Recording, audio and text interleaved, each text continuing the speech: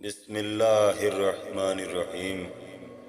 حضرت علی علیہ السلام نے فرمایا، جو دنیا سے تمہیں حاصل ہو اسے لے لو، اور جو چیز رخ پھیر لے اس سے منہ موڑے رہو۔ جو شخص مختلف چیزوں کا طلبگار ہوتا ہے اس کی ساری تدبیریں ناکام ہو جاتی ہیں۔ جو حق سے ٹکرائے گا حق اسے پچھاڑ دے گا۔ جس ذات نے تمہیں بولنا سکھایا ہے اسی کے خلاف اپنی زبان کی تیزی صرف نہ کرو، اور جس نے تمہیں راہ پر لگایا ہے اس کے مقابلے میں فصاحت گفتار کا مظاہرہ نہ کرو۔ دنیا دھوکے باز، نقصان رساں اور رواں دواں ہے۔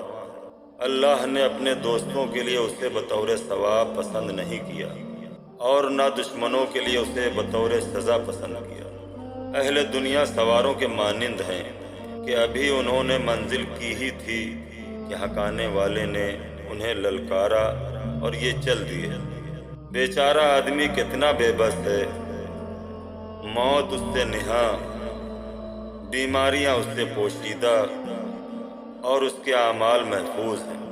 مچھر کے کاٹنے سے چیخ اٹھتا ہے، اچھو لگنے سے مر جاتا ہے، اور پسینہ اس میں بدبو پیدا کر دیتا ہے۔ اتنی عقل تمہارے لیے کافی ہے کہ جو گمراہی کی راہوں کو ہدایت کے راستوں سے الگ کر کے تمہیں دکھا دے۔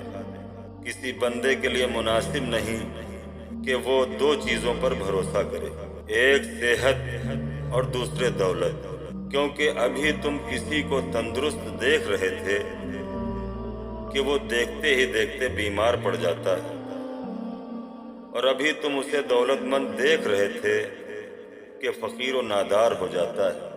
لوگ جس چیز کو نہیں جانتے اس کے دشمن ہوتے ہیں۔ ارشاد الہی ہے، جو چیز تمہارے ہاتھ سے جاتی رہے اس پر رنج نہ کرو، اور جو چیز خدا تمہیں دے اس پر اتراؤ نہیں۔ لہٰذا جو شخص جانے والی چیز پر افسوس نہیں کرتا اور آنے والی چیز پر اتراتا نہیں، اس نے زہد کو دونوں سمتوں سے سمیٹ لیا۔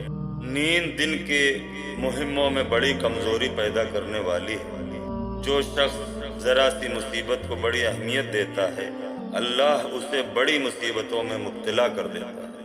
کمزور کا یہی زور چلتا ہے کہ وہ پیٹھ پیچھے برائی کرتا ہے۔ دنیا ایک دوسری منزل کے لیے پیدا کی گئی ہے، نہ اپنے بقا و دوام کے لیے۔ حکمت کی بات سے خاموشی اختیار کرنا کوئی خوبی نہیں، جس طرح جہالت کے ساتھ بات کرنے میں کوئی بھلائی نہیں۔ قناعت ایسا سرمایہ ہے جو ختم ہونے میں نہیں آتا۔ سب سے بھاری گناہ وہ ہے جسے مرتکب ہونے والا ہلکا سمجھے۔ بدترین بھائی وہ ہے جس کے لیے زحمت اٹھائے۔